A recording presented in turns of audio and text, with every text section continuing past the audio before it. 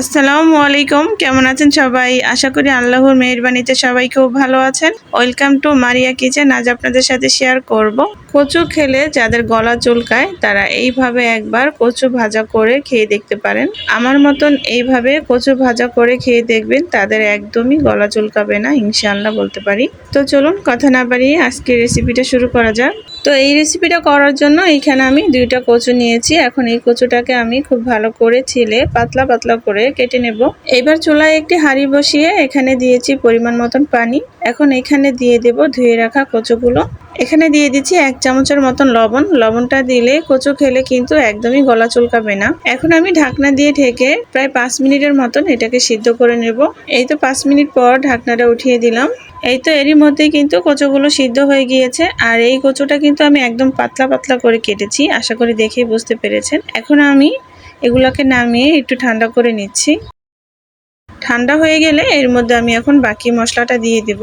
এখন এর মধ্যে দিয়ে দিচ্ছি 1 চামচ মরিচের গুঁড়ো আর হাফ চামচের মতন ধনিয়া গুঁড়া, আর দিয়ে দিচ্ছি হাফ চামচের মতন হলুদের গুঁড়া, আর 1 প্যাকেট দিচ্ছি ম্যাজিক মশলা। এই ম্যাজিক মশলাটা দিলে কিন্তু খেতে অনেক বেশি ভালো লাগে, তাই আমি সবসময় দেই। আপনাদের কাছে ভালো না লাগলে নাও দিতে পারেন। শেষ পর্যায়ে দিয়ে দিলাম এখানে 1 চিমটির মতন আদা রসুন বাটা। এখন সবকিছু খুব ভালো করে হাত দিয়ে মেখে নিচ্ছি।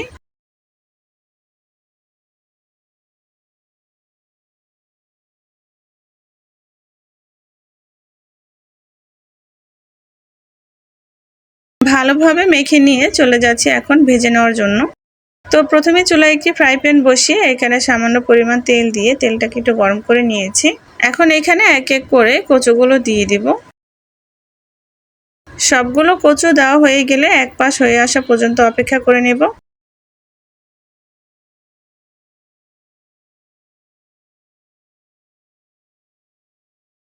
এক পাশ যখন হয়ে যাবে তখন আমি অপর পাশটাকে এইভাবে উল্টিয়ে দেব। তো এইভাবে আমি উল্টিয়ে পাল্টিয়ে খুব ভালো করে ভেজে নেব।